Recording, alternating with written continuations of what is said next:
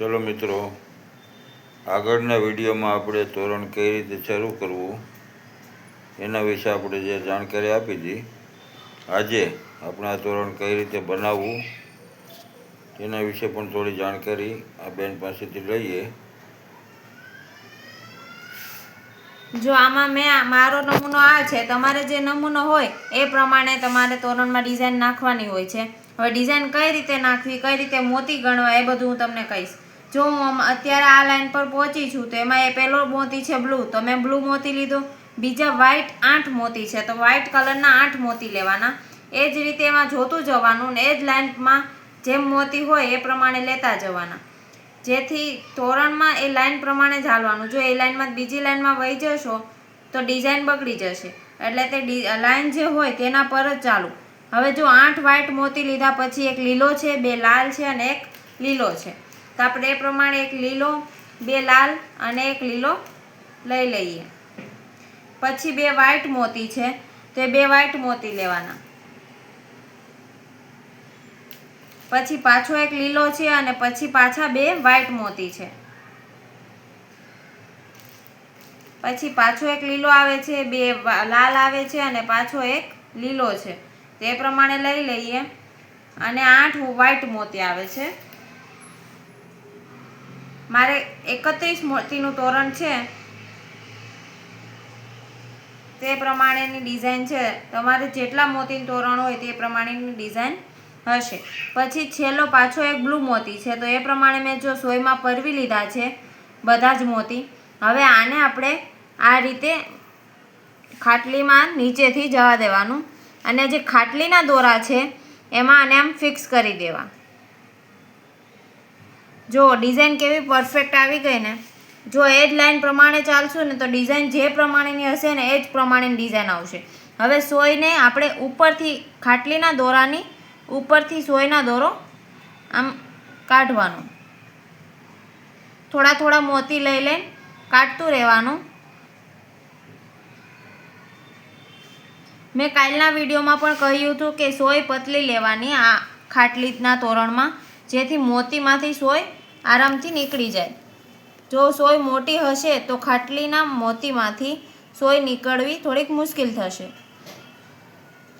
અને જો કાલનો વિડીયો જોવો હોય કે તોરણ કઈ રીતે શરૂ કરવું તો ચેનલને સબસ્ક્રાઈબ કરી દો અને ચેનલમાં જઈને તે લોંગ વિડીયો જોઈ શકો છો।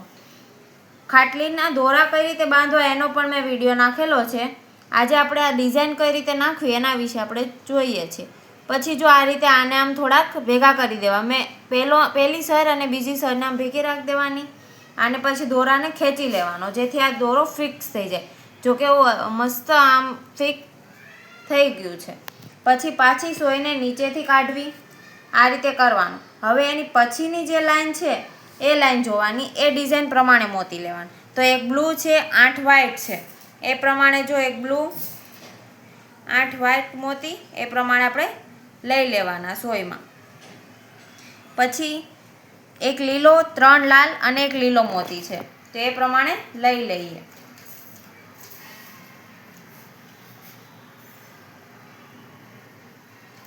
પછી 3 વ્હાઈટ મોતી છે, તમે આમાં જોઈ શકો છો, 3 વ્હાઈટ, એક લીલો, 3 લાલ અને એક લીલો, એ પ્રમાણે લાઈનમાં જેમ હોય એમ જ લેતું જવાનું।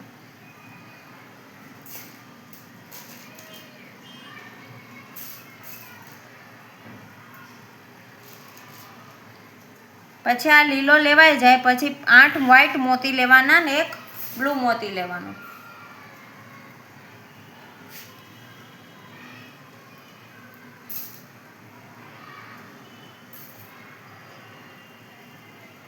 જો આ બીજી સર પણ મેં આમાં સોયમાં પરવી લીધી છે। હવે એના નીચેથી હું કાઢીશ અને આને જે મોલી ફિટ કરી હતી એમ આ રીતે આને ફિક્સ કરી દઈશ। આપણે જ્યારે ખાટલી કઈ રીતે તોરણ બનાવવાની શરૂઆત કરી હતી તો અહીંયા આમ કરવામાં થોડીક તકલીફ થતી હતી, પણ હવે જો કેવું આમ અસલનું આમ વાર પણ નથી લાગતી અને ફિટ થઈ જાય છે મોતી। હવે ઉપરથી આને સોયને આમાં પરવી લઈએ।